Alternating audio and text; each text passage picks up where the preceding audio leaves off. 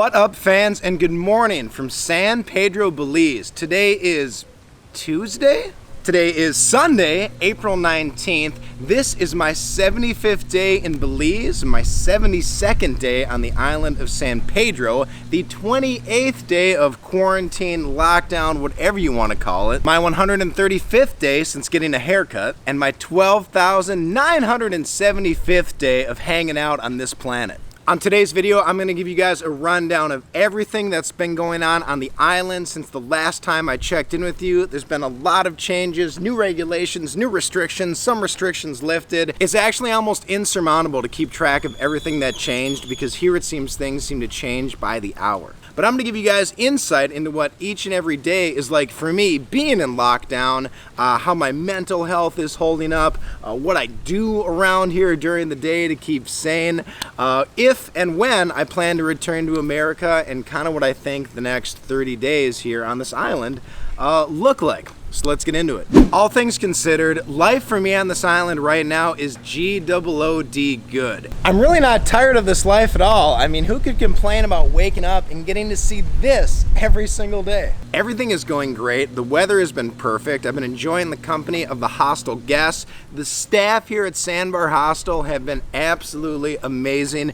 Beyond generous, beyond kind, beyond helpful. One of the best hostel experiences I've ever had. And not only does the hostel have an amazing kitchen, but a lot of my favorite restaurants have now started to deliver too. Those restrictions have been lifted, so I've been getting a steady supply of delicious rice and beans, barbecue chicken, barbecue ribs, tacos, burritos, fried jacks. I'm beyond happy that I can have a lot of my local favorite dishes finally delivered to me without having to go out. From a mental health perspective, I'm in very good spirits. I actually had a little bit of an upset stomach the past 2 days, so I was a little worried about that, but I think I'm in the clear now, feeling a lot better, ready to eat about 16 packs of cookies and maybe, I don't know, 2 chicken breasts, 3 plates of rice and beans. I got an appetite, what can I say? However, looking at things from a creative standpoint, my mind is not operating at full capacity. I'm someone who derives the bulk of their creative, emotional energy from being in new surroundings, being around new people, and because I've been here for so long and surrounded with the same group of people for so many days, my thought process is kind of gotten stagnant. I think there's a lot of false expectations out there that, oh, if you're under quarantine, everyone expects you to come out of your house, you know, ripped, shredded, you've written the great American novel, you've accomplished all this. But please, you really don't need to put all those expectations on yourself, especially what other people are putting out there. It's perfectly normal to come out of this quarantine having done and accomplished nothing really. I hope you would all, you know, maybe pursue some pet projects you've been working on, take this time to work on your physical health, things like that. But if you just want to hang around and watch Netflix for 60 straight days and eat a bunch of Oreos, more power to you. You got to do whatever makes you happy, especially in these trying times like we're in now, you dig? Let me tell you guys a little bit about what life has been on the island in terms of restrictions. So like I said earlier, this is day 28 of lockdown, quarantine, whatever. With it being Sunday, they just instituted a new policy where Sundays are like extreme lockdown days. All stores, all businesses are closed. I can't walk down the beach. I can't walk into town. I can't go anywhere, essentially. We've all been ordered to stay inside our houses or in our backyards until Monday morning, essentially. I'm not exactly sure why they're imposing such tough restrictions on a Sunday. It's just one more day where they're kind of slowing the spread, we'll get to that later, the spread of coronavirus on the island and on the mainland. I'm always hesitant to give you guys numbers on corona cases here in Belize or elsewhere because the number changes so quickly. I filmed a video a couple weeks ago. It took me 2 hours to edit it. In that time, there was like 150,000 new cases. Absolutely mind-blowing. But I can speak to what's going on the island because the government of Belize has been pretty transparent in telling us where the cases are coming from, where the suspected clusters are, and what they're doing to track the movements of those infected individuals. So if you're keeping score at home, you'll remember that the first cases of coronavirus were actually on the island right here in San Pedro. From what I understand, it was a mother and a daughter. I'm not going to get into their origin story. There's a lot of rumors, questions, and gossip around all that. I'm only going to tell you the straight up facts that I know, all right? Once those 2 cases tested positive, the island went into immediate lockdown. Grocery stores were only allowed to open from 7 in the morning till 10 in the morning. Those rules and restrictions are still in place today. If you want groceries after 10 o'clock in the morning, your only hope is to have them delivered. Now, I have heard that maybe one store in town is going to be open until 4 p.m. this week. I don't know. But anyways, after they found the 2 cases, island went into lockdown. International airport shut down, still shut down. Local island airports, both of those completely shut down. All water taxis, boats leaving the island shut down. So technically, if I want to get to the mainland, not happening. If I want to get to Mexico, not happening. If I want to go fishing, not happening. They banned fishing too. About a week after the cases were found on the island, they started to see cases on the mainland as well.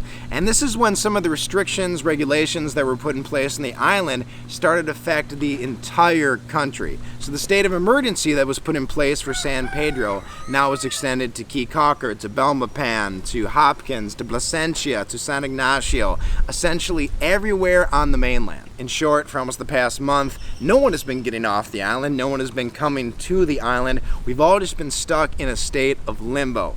Adding to kind of the chaos and craziness of this all, there were about 250 mainlanders who had come to San Pedro to work, for family, for whatever, who got stranded here, who either didn't get to the boats in time or just didn't get the message that their work was over or that people needed to evacuate the island.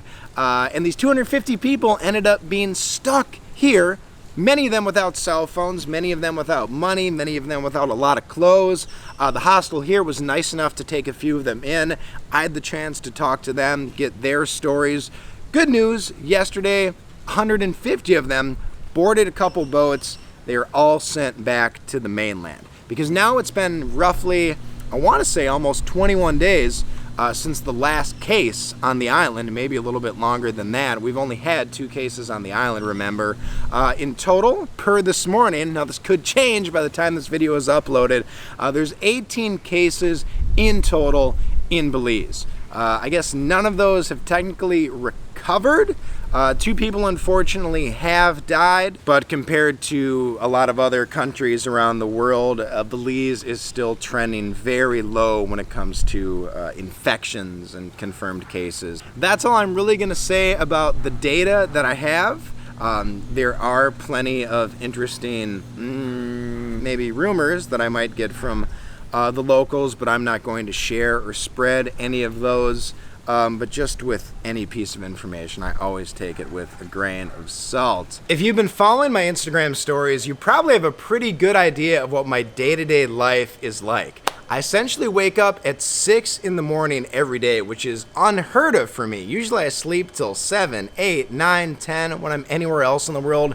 For whatever reason, I've been going to bed super early, waking up super early. I'm talking crashing out at like 9:30. Once that last episode of whatever I'm watching on Netflix hits, I'm out like a light. So after waking up, I usually make a pilgrimage into town to pick up some essentials. Now, I only go to the grocery store maybe every other day, just because it really doesn't make sense to go to the store every day, open myself up to possible infections. Maybe I'm asymptomatic and could be infecting others. It's just in everyone's best interest if we all limit our visits to the store. So as much as I want to go every day just to kind of pass the boredom, I do try to refrain. So after I run into town and go to the store, I'll usually come back to the hostel, do some yoga, do some sort of exercise to start the day, kind of get my mind right, but then once 12 o'clock hits, boom, lockdown. I've heard we can wander the streets for essential reasons, like to get water or something like that, but I have no interest in not following the rules.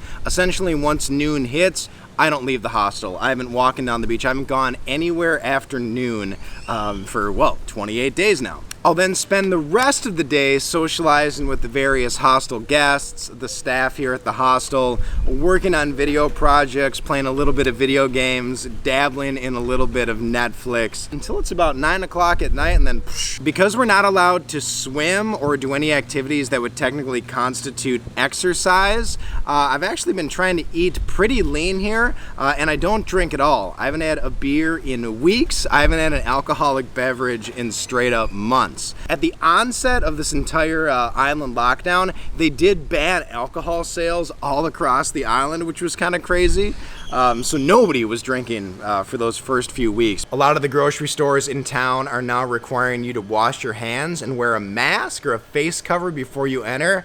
Very cool, definitely appreciate that. I don't have a face cover, so I've had to limit what stores I'm going to until I can actually get a face cover. But just going into these grocery stores, everyone is obeying the rules. Everyone is pretty much staying 6 feet apart. Some grocery stores only had like little windows open where you had to write your order on a piece of paper and hand that in. Another piece of good news is that all the stores do seem to be fully stocked. You can still get virtually anything you need here. I haven't seen any sort of run on supplies, toilet paper, dairy products, anything like that. Some of the craziness we're seeing back home, none of that here. People are being respectful and acting in a very sane and controlled manner. So kudos to the people of San Pedro and Belize for that. And while I'm talking about the people, I gotta say, virtually every person I've met on this island has been extremely kind, very generous, very helpful.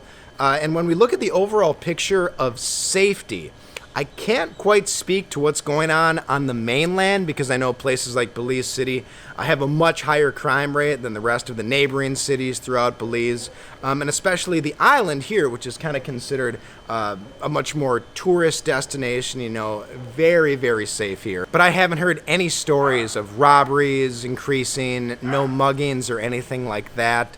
For the time being, everyone here on the island is staying very safe. When it comes to safety and security, I feel I'm in one of the absolute safest places in all of Central America. Definitely the safest place in Belize, and most likely the safest place on this island. The hostel I'm staying in has been an absolute hub for members of police, tourism police, military, the anti-gang squads. They all come here throughout different periods of the day to eat food, to check in with the staff. So there's almost a constant police and military presence at the hostel, which makes me feel really, really secure that nothing is certainly going to happen on this part of the island. Also, walking along the streets to go to the stores throughout the day, there hasn't been a single moment that I haven't felt safe. No one has even approached me for money or anything like that. There actually was a lot more like begging going on before this whole quarantine and lockdown happened, which is kind of strange. But again, I haven't heard any stories on the island of crime increasing, of theft. So all things considered, I am safe, sound, and secure for the time being. Despite me and the majority of the hostel guests here being very, very happy with our current situation, it would be very obtuse for me not to speak about what's going on for the rest of the locals here on the island. Since this quarantine lockdown started, the unemployment rate here has skyrocketed to anywhere between 40 and 60%. The people of Belize are ready. We're not making a lot of money living and working here. From what I understand, the hourly wage here is anywhere from $1.50 USD to about $3.50 USD. So take all these factors in. The people aren't being allowed to fish. They can't work. The tourism here is absolutely dried up. So you can understand why I have major, serious concerns about the well-being of the people here, the overall health and viability of this island as a tourist destination in the months and years to come. Even when I finally leave here, I'm going to be keeping a very close eye on the situation, just because Belize and San Pedro, more than anywhere else, has become like a second home to me. I've never spent so long in one place that I haven't lived there in my entire life. I think the longest I had ever stayed in a city or hostel while traveling was maybe 11 days max, and here we are, day 75, and not leaving anytime soon either. Let's talk a little bit about that. I kind of waffle back and forth. Am I ready to leave? Do I want to leave? You know, this is paradise right here. This is everything I want. This is the endless summer that I've been chasing my whole life. Got the beautiful ocean, a million sea creatures, all sorts of snorkeling to do, cool water activities, diving. Of course, because we're under lockdown, none of that is possible. There's no fishing, there's no diving, there's no snorkeling, there's none of that. But eventually it will open back up, and once it does, I do want to get my toes back in the water. And about every 2 weeks, the United States, through United Airlines, has been sending repatriation flights to pick up both U.S. and Canadian citizens, bring them from Belize City to Houston, and from there they can go onward to wherever else they need to go in Canada or the USA. I haven't really thought about taking any of those flights because, one, the price was extremely expensive. As you guys know, back in the United States, the epidemic is still growing and getting worse, although Minnesota seems to have their stuff together. They've kept the cases, the deaths really, really low. But I'm truly not in a rush to go back home just because it's cold back in Minnesota. What am I going to do there? You know, at least here I can socialize with people. At least I have the weather to keep me sane. Knowing how I operate in a mental space, if you take me out of here, put me in a cold, gray city, locked in a room, just not an overall good look for myself or anybody. So I'm trying to push that off. However, I do feel like I could take the next flight out of here, whenever that will be. Again, all airports are closed, boats are closed. I'm essentially just waiting to get an email if there's going to be another repatriation flight, and of course what the cost will be. I'm not going to pay some outrageous rate just to fly to Houston. There is the outlier possibility in all of this that travel to Mexico will open up, and one of the boats from San Pedro will take me to Mexico, and I'd be able to work my way up through the Yucatan and explore some areas there. But that, for the moment, is just a pipe dream. So as it stands, no plans to go anywhere, not going anywhere. There's not even the possibility to go anywhere. So for the foreseeable future, I'm gonna still be posted right here at the Sandbar Hostel in San Pedro. For me personally, I would love to go home and see my dog. I'm not looking forward to quarantining somewhere for 2 weeks just because I usually stay with my father because I technically don't have a home. The guy is in his mid to late 60s, so kind of in the danger zone, you know, for getting ill. So I certainly can't interact with him, or stay with him, until I get out of like the 2-week quarantine period to make sure that I'm not sick. So no idea when and if I go home where the heck I'm gonna stay, but it would be nice to go home, see my dog.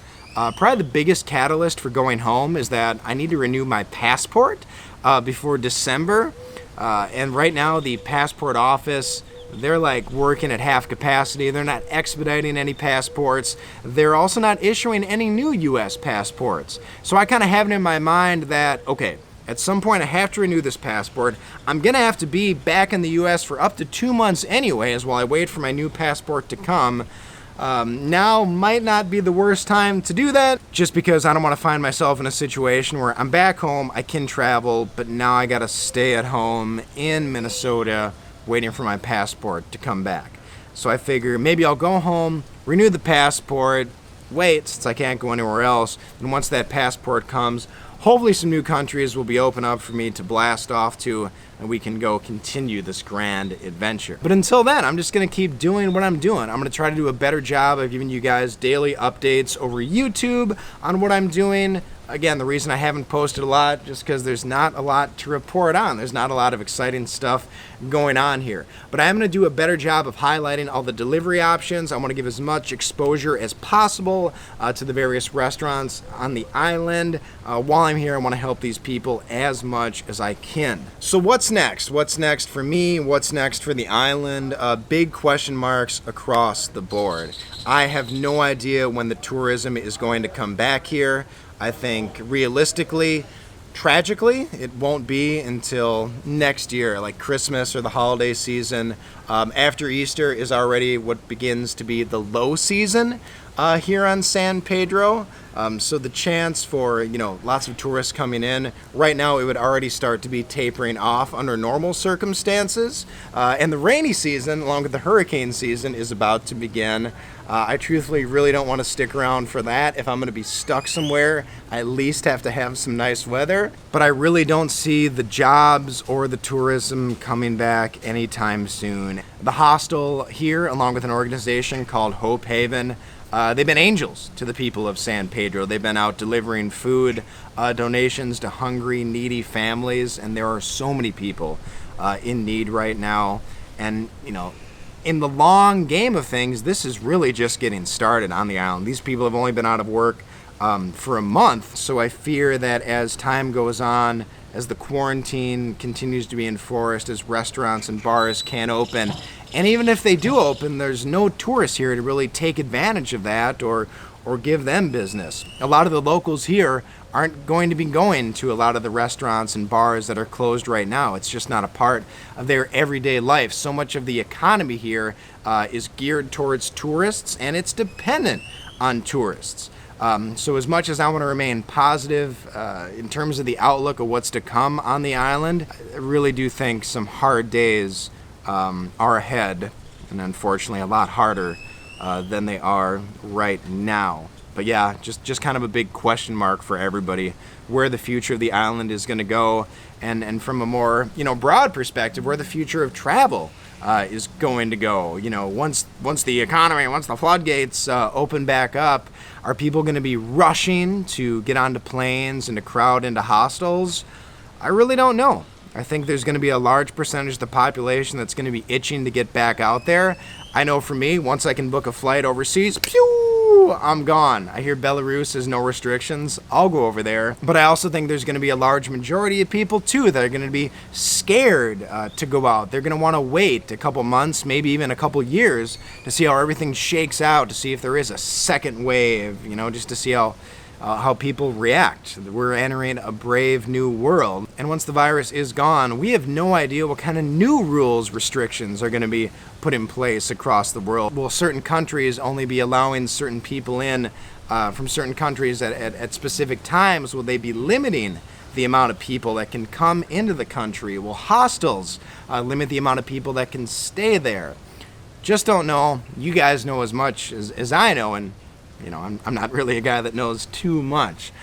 So that remains to be seen. So my heart breaks for the island, for the people of Belize, and what's to come. Perfect world.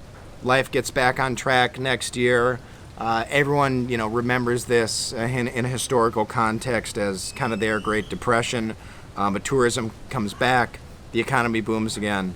Life goes on. If you made it to the end of this video, thank you guys so much for tuning in. I can't even explain how appreciative I am of all the great comments I've gotten from people telling me to stay safe, from all the people giving me recommendations, from all the locals that have reached out. A couple Belizean news sources have shared my story, and there's been an outpouring of messages from the local community here. Virtually all of them very supportive, very helpful, very, very nice. Can't thank you guys enough for that. I would not be doing any of this, making these videos, if it wasn't for you guys at home, if I wasn't able to keep you entertained, and if you didn't tell me that I was bringing some sort of joy to your life, no matter how small or how large that is. Truly means the world to me to be able to do this for the fans. Please keep watching my channel. Please keep liking these videos. Please keep subscribing to my channel. If you enjoy what I'm doing, it would mean so much to me if you would share this with your friends. Tell them the story about this crazy guy who quit his job to travel the world and ended up getting stranded on some tropical island. Now he's just trying to make his way through the world. If you find that story compelling, please share it. Also, please remember to make sure to follow my Instagram, where I provide daily and sometimes hourly updates on everything I'm doing, eating, seeing, and how crazy I'm going as well. And that's that. My name's Brent Tim. This was SnackChat Live, even though we didn't talk about any snacks or eat anything. But I'm saying ciao for now.